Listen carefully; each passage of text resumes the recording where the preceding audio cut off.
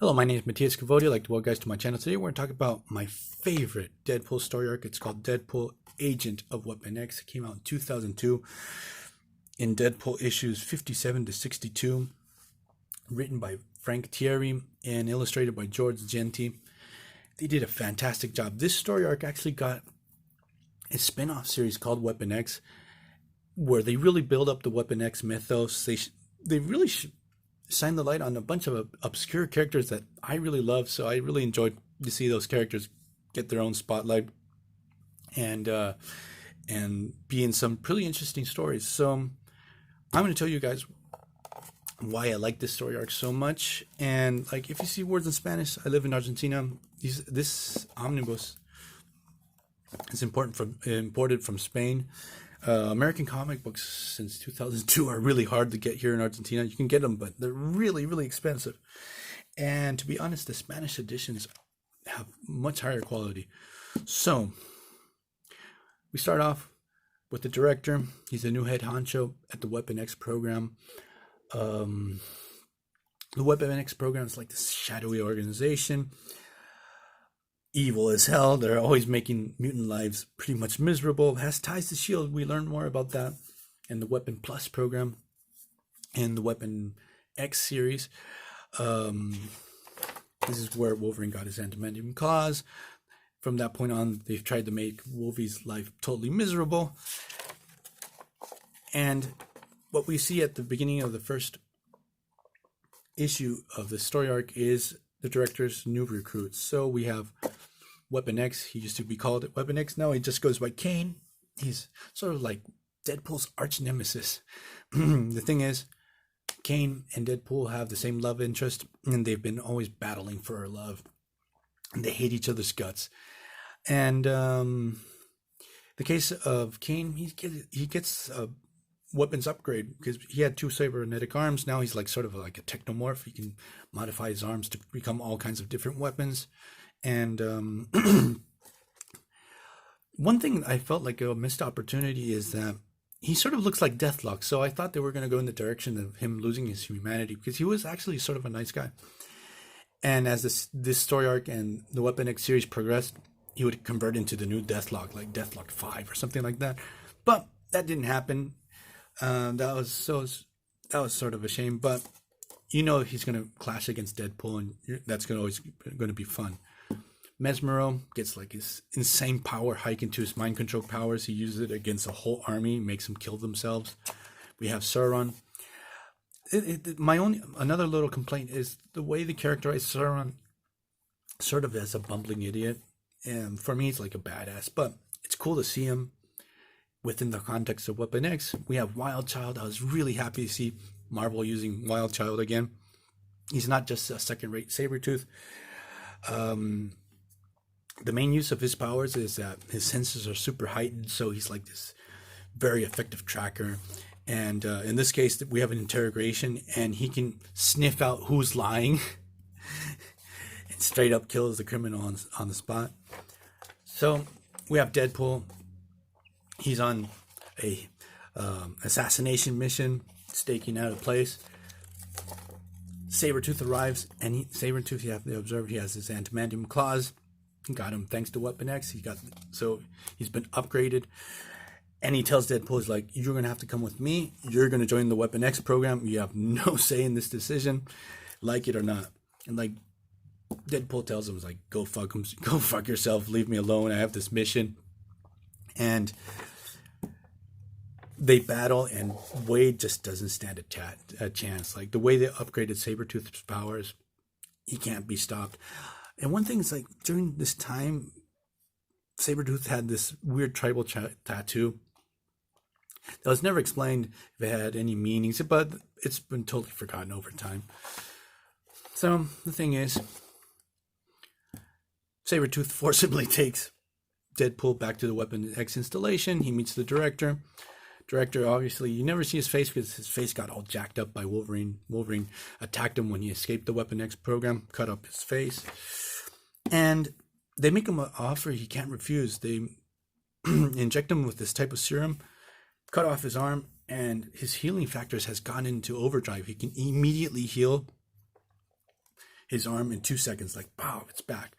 And another thing is that his face doesn't look all deformed. He got his looks back. So Deadpool's really happy with this situation. It's like, yeah, where do I sign? This totally rocks. And he really doesn't know what he's getting himself into. So in the second issue, and I really like Deadpool's costume when he was part of Weapon X. So they give him all his upgrades. His powers go up to 11. And they also start paying Deadpool, and he starts immediately wasting his money on prostitutes and parties and booze and stuff like that. He's living large. And this SHIELD agent called Agent Jackson is the one having to keep an eye on Wade. So it's really funny how he reacts to this situation. It's like, what the hell are you doing? And how are we going to pay for all of this? So Wade and Kane go on the first mission. Obviously, both of these guys hate each other. So the whole dialogue between these two guys is pretty funny. The thing is, they reach a city that's been destroyed by this rogue mutant. They don't know what's up with this new mutant or why it destroyed the city. But what they discover is this mutant just got his powers. They're flared up, and he just can't control them. That's why he killed everyone in the city. But he's just really afraid, and he needs help. So Wade actually, and also he's a kid. So Wade tries to tell the kids, like, hey, don't worry. You're afraid. We can help you. You're not responsible for what happened. You didn't know how to control your powers. He's trying to act like an adult, being a good guy. And Kane here just straight up shoots the kid in the back and kills him.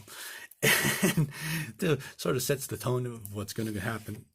And Deadpool totally freaks out. It's like, why did you do that? We could have saved that kid. He's not responsible for what happened.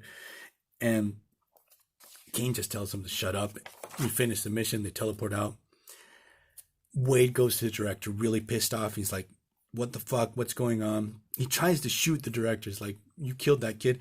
And he discovers he has an implant that stops him from doing those kinds of things. So he's sent on a second mission, because another thing is, if he doesn't go on these missions, the serum that they injected him that makes him look good, it's going to wear off, and he's going to be back to his old hamburger face. Second mission, he has to bring in an agent, one of the first agents of Weapon X that went rogue. He has to find Copycat and take her down. So what happens here? Also, this story really builds up how fucked up Sabretooth is. Like, he's one sick motherfucker, because Agent Jackson has to go find Sabretooth. He had gone missing, so he goes to this apartment, and he killed everyone there just for sport. And so he's sort of hanging out in this apartment with all these bodies. There's blood all over the place. So this is how Sabretooth chills out. Wade seeks out Copycat, tries to find her, to warn her that Weapon X is after her. They're going to try to kill her. And he discovers that the upgrades that she got by Weapon X have driven her powers crazy. She's like shape-shifting uncontrollably. Her powers are totally out of whack. She's sort of going crazy. So he tries to warn her, and obviously he didn't realize that Kane was tailing him, and he discovers the situation that he's not going to go through with the hit and try to kill her. So Kane's going to try to do it. He's going to try to take advantage of the situation, take care of Copycat once and for all, and take care of Deadpool. So an awesome, epic battle starts between Kane and Deadpool. That's a lot of fun. And going back to what was going on with Sabretooth, like, he's so fucked up.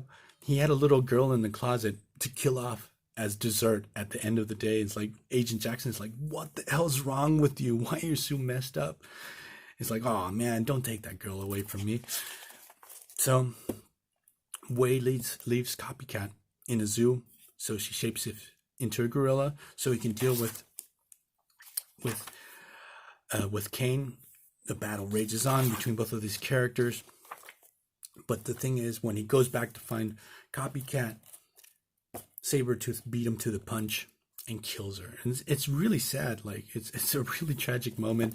The art is very well done. You can see that it really conveys the sadness that Deadpool, because the thing is, Deadpool really loves Copycat. It's like the love of his life.